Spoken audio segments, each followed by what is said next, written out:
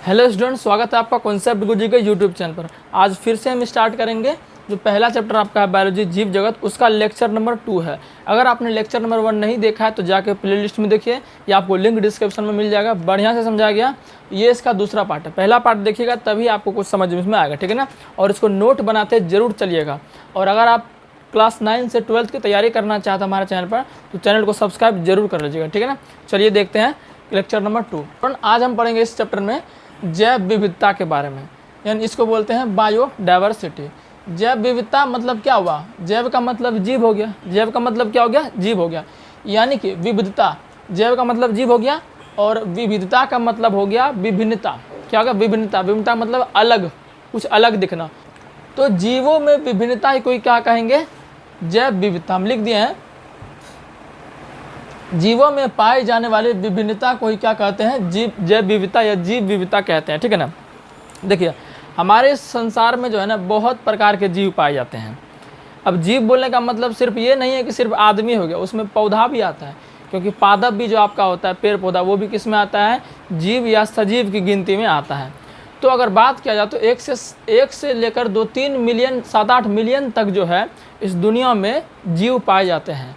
तो अब सब अलग अलग प्रकार का जीव पाया जाएगा, तो उसमें अलग अलग गुण होगा। तो यही सब क्या है? विभिन्नता है। जीवों में विभिन्नता ही क्या कहलाता है? जैव विविधता कहलाता है, ठीक है ना। आगे हम पढ़ेंगे वर्गीकरण के बारे में, जिनको बोलते हैं क्लासिफिकेशन। देखो, वर्गीकरण का मतलब क्या हुआ? वर्गीकरण का मतलब होता है बांटना। वर्गीकरण का मतलब क्या होता है? बांटना। अब आप ही बताइए, इतना सारा जीव हमारे पृथ्वी पर है संसार में, तो उनको आप अलग अलग रखिएगा तब न करके कि इस वाले ग्रुप को इसमें रख देंगे, ताकि हमको जो ना अध्ययन करने में आसान हो। अब सब एक के में घुला मिला दीजिएगा तो फिर कैसे समझिएगा? मान के चलिए आप अपना दुकान चलाते हैं, उनमें आप गेंद बेचते हैं, सब कलर का, लाल पीला नीला सब है। उसमें अगर आप सभी गेंद को एक के मिला दीजिएगा, कोई खरीदने आएगा, बोलेगा नीला कलर का गेंद दीजिए, तो आपको खोजना नहीं पड़ेगा उसमें से। अगर आप सबको अलग अलग कर देते, लाल वाला को अलग, नीला वाला को अलग, तो उसमें क्या, आप लाल वाला को तुरंत, अगर लाल वाला मांगता तो लाल वाला तुरंत निकाल के दे देते हैं। तो यही क्या होता है? वर्गीकरण करना।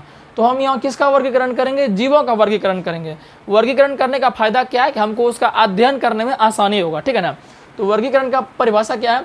जीव जंतु एवं पादपों को उनके समानता एवं असमानता के आधार पर एक समूह बनाते हैं, जिसे हम क्या कहते हैं? वर्गीकरण कहते हैं।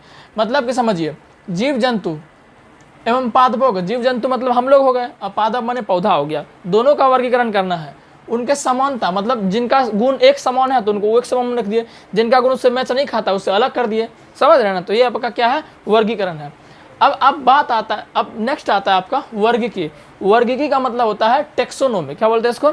इसको जो है टेक्सोनोमी, इसको अगर इंग्लिश इसका याद नहीं हो रखिएगा, लेकिन इसका याद रख लीजिए, क्योंकि वर्गीकी को कभी कभी डायरेक्ट टेक्सोनोमी लिख देता है।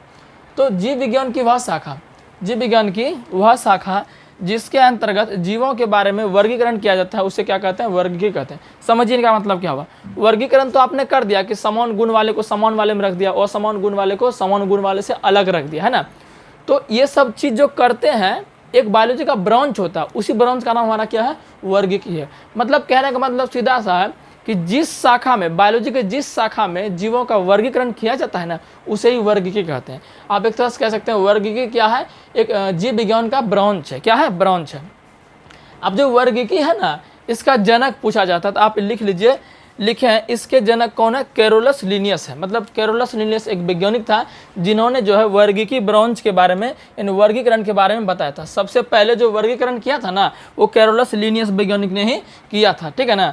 तो पूछता ऑब्जेक्टिव में कि वर्गीकी के जनक कौन है या फादर ऑफ टेक्सोनोमी कौन है? आपका कैरोलस लिनियस है, ठीक है ना। आगे पढ़ते हैं। ठीक, अब हम पढ़ते हैं नाम पद्धति के बारे में। क्या पढ़ते हैं? नाम पद्धति के बारे में। आपने सुना अगर हमारे संसार में जो बहुत प्रकार के कार्बनिक यौगिक है, उनकी संख्या बहुत है, तो उनको क्या किया जाता है? नामकरण किया जाता है। और उनके नामकरण के लिए एक संस्था होती है जिसका नाम क्या था? IUPAC था। क्या था? IUPAC। जब आपको केमिस्ट्री पढ़ाएंगे तो उसमें IUPAC नाम आपको पढ़ाएंगे। तो IUPAC एक संस्था था जो कि जितना भी यौगिक का खोज हुआ है ना, उन सब का यौगिक का नामकरण कौन करता है? IUPAC करता है। जैसे मान चलिए आप लोग जन्म लेंगे तो आपका नामकरण कौन करता है? माता पिता करते हैं। उसी तरह संसार में जितना भी यौगिक है केमिस्ट्री में, उनका नामकरण कौन करता है? IUPAC करता है। सेम उसी तरह मान चलिए जितना भी जीव है ना, जीव 2 प्रकार के हो गए, एक हो गया पौधा वाला जीव, एक हो गया हम लोग जीव। तो हम दोनों का जो नामकरण होगा वो किस पद्धति के अंतर्गत आएगा? नॉम पद्धति के अंतर्गत। किसके अंतर्गत? नॉम पद्धति। नॉम पद्धति को बोलते हैं नोमेनक्लेचर। देखिए इसका परिभाषा क्या होगा? प्रत्येक जीव का एक नाम होता है, ये तो बात सही है, सबका एक नाम होता है, जिससे वह उसी नाम से पूरे विश्व में जाना जाता है। इसी प्रक्रिया क्या कहते हैं? नॉम पद्धति कहते हैं। देखिए जरा, ये जो नॉम पद्धति है हम दो तरीके से करते हैं, अभी तुरंत आपको बताएं। पहला है पादप जगत का नामकरण के लिए एक संस्था बना हुआ जिनका नाम क्या है? ICBN। क्या है? ICBN। और जो जंतु जगत का नामकरण है उसका नाम क्या है? मतलब जंतु जगत का नामकरण करता है कौन? ICZN करता है, ठीक है ना। तो ये दोनों जो संस्था है ICBN किसका करेगा? जितना भी पौधा खोज होगा, नया नया पौधा जो खोज हुआ है, जिनका नाम है, जैसे आम का वैज्ञानिक नाम क्या है? मैग्नीफेरा इंडिका है। तो ये नामकरण किसने किया है? इसी ICBN वाले संस्था ने किया है, ठीक है ना। जैसे हम लोग मनुष्य हैं, तो मनुष्य का नाम क्या? मनुष्य का वैज्ञानिक नाम क्या था? होमो सेपियंस था। तो किसने रखा था? इसने रखा था, ICZN ने, ठीक है ना। तो ये आपका दोनों क्या है? संस्था है। तो बोलेगा ICBN किसका नामकरण करता है? पादप का, और ICZN किसका करता है? जंतु जगत का, ठीक है ना। इतना समझ चुके हैं। अब जरा देखिए इधर आते हैं, ये जो नाम पद्धति है, नाम पद्धति के बारे में सबसे पहले किसने बताया था? कैरोलस लिनियस ने। किसने बताया था? कैरोलस लिनियस ने। इसने एक रूल दिया, इसने क्या दिया? एक नियम दिया, जिसको कहते हैं द्विनाम पद्धति।